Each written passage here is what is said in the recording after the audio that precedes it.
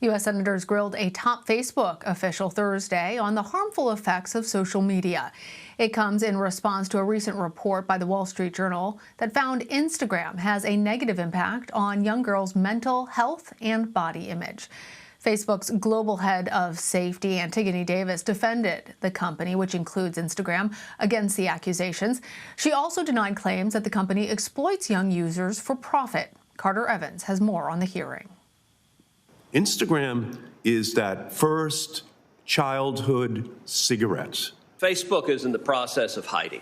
In a rare show of bipartisanship, lawmakers hammered Facebook. How can parents trust you? Using the company's own data against it. Leaked research indicated about a third of teen girls who already feel bad about their bodies say Facebook's Instagram makes them feel even worse. This research is a bombshell. I ask you to commit that you will make full disclosure all of the thousands of pages of documents. We are looking for ways to release more research. Facebook's global head of security, Antigone Davis, testified a day after the company did release more research showing that roughly 40% of users in the U.S. say their ideas of a perfect image, feeling attractive and having enough money started on Instagram. She says lawmakers are focusing on the wrong information. We found that more teen girls actually find Instagram helpful than not. Today, Senator Richard Blumenthal said his office set up an Instagram account for a fake 13-year-old girl. Within a day, its recommendations were exclusively filled with accounts that promote self-injury and eating disorders. It can make me feel pretty insecure and not very confident in my own body. 17-year-old Destiny Ramos joined Instagram when she was in 8th grade. Could you stop it if you wanted to? I think I could, but I think I would not like it at all. It's designed for addiction. Tristan Harris is a tech ethicist. Instagram focuses on bodies and lifestyles. That creates these feelings of social comparison. Right now, this business model is cancerous for teenage mental health. Next week, a Facebook whistleblower is expected to testify, and that could expose more about what they knew, when they knew it, and what they did about it. Earlier this week, the company paused development on a new Instagram app designed for children 10 to 12 years old. Lana? Carter, thank you. To go in even deeper, I want to bring in CBS News technology and politics reporter Musaddiq Badar. Moose, Antigone Davis denied that the negative effect that social media can have on young people. We heard her in Carter's piece saying that lawmakers are focused on the wrong information about these apps, but that 41% feel that they're not pretty enough, 42% feel that they don't have enough money, that those feelings all originated at Instagram. How was she able to explain that away, and how did lawmakers react?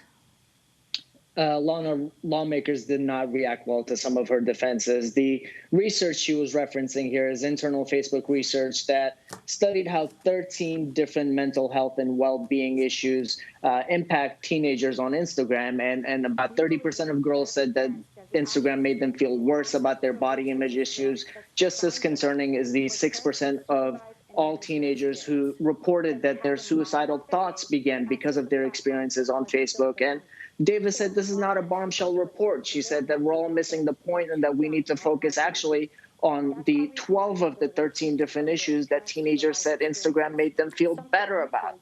Issues like loneliness and school and work-related stress. Facebook has argued for weeks that regulators and lawmakers and journalists are all missing the narrative and that we need to focus on the good stuff that Instagram could potentially do for kids. But lawmakers were not buying that argument. Senator Richard Blumenthal, the chairman of the committee who convened the hearing this morning, said that the company cannot be trusted. He said Facebook is deceiving the public and is putting its own profit and prioritizing its own greed over the health and well-being of kids online.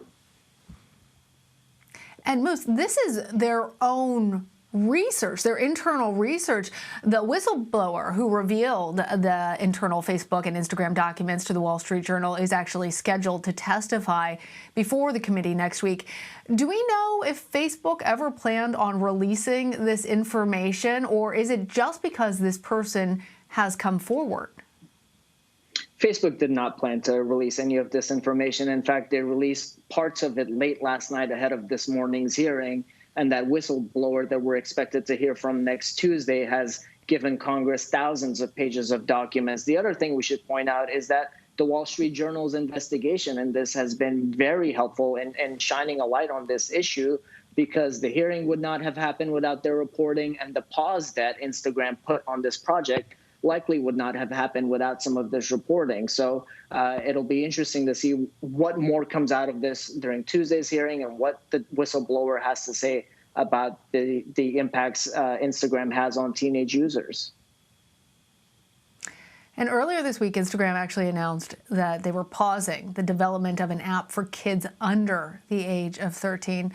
How did Davis respond to questions about that endeavor? And do we know if the Wall Street Journal's report also played a part in pausing at least the development of that app? I'm sure it did. It certainly had a role in Facebook's decision in pausing that work. Davis said that the company decided to pause it because it wanted to further study the effects that this has on teenagers. She said the company wants to collaborate with regulators, with parents, and understand the kind of features this product will have. Because Facebook has said that kids are an untapped market, and then they are going to create something for them.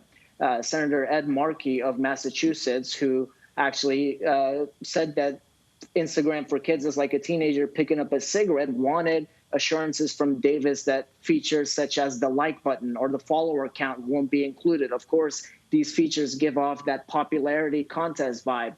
Senator Markey also wanted to make sure that influencers who get paid to push products won't be able to reach kids that can't tell the difference between authentic content and paid advertisement. Of course, Davis was not committal to any of these changes. She said that that's why the pause is in place, so that the company can study these things. But lawmakers really want these assurances. Senator Ed Markey actually urged Facebook to scrap all these plans altogether. But that's not going to happen. Davis said that just last month they deleted 600,000 accounts of kids under 13. So there are kids who want this. It's just a matter of what it'll look like. But Davis would not say when the pause will be lifted or who will be responsible for making that decision at the company. And Moose, what I'm also not hearing is in your reporting, at least of Davis's testimony, any real contrition or positive movement towards tackling what it sounds like she was sort of blowing off, which is real mental health problems that their own research said started as a result of Instagram, and suicidal thoughts that started as a result of Instagram. Could Davis's testimony impact Facebook's future relationship with the U.S. government? And correct me, please, if I'm wrong on the characterization of her testimony. It could absolutely impact this. And you could see that level of frustration and anger in lawmakers because they weren't getting answers from Davis. Every topic the lawmakers brought up today, she said, we disagree with your characterization. You're focusing on the wrong thing. And it's interesting because Facebook makes arguments like this on a lot of different issues, whether it's misinformation about COVID. If you get a report that they are allowing misinformation to spread, they'll say, look at all these good things we've done. So they always, when there's a bad report, will say, no, forget about that. Look at all these good things we're doing. And lawmakers felt that frustration today, and it's certainly going to have an impact. But we've seen this over and over again, is that lawmakers will drag these executives to Capitol Hill for a hearing. They yell back and forth at each other, and then we move on and nothing happens. So today, there were at least lawmakers who were floating the idea of potentially updating the 1998 Child Protection, Online Protection Privacy Act, and different ways they can do to strengthen some of these protections for kids. But this is the first hearing we've had on this issue. We'll have another one on Tuesday, and it remains to be seen if lawmakers, there is bipartisan support on doing something here. And lawmakers did say today that Facebook has failed to hold itself accountable. So they want to step up and fill that void. It remains to be seen how that goes. Well, important also for parents and the general public to hear that internal information about the link between mental health and social media. Moose, thank you. Thanks, Lana.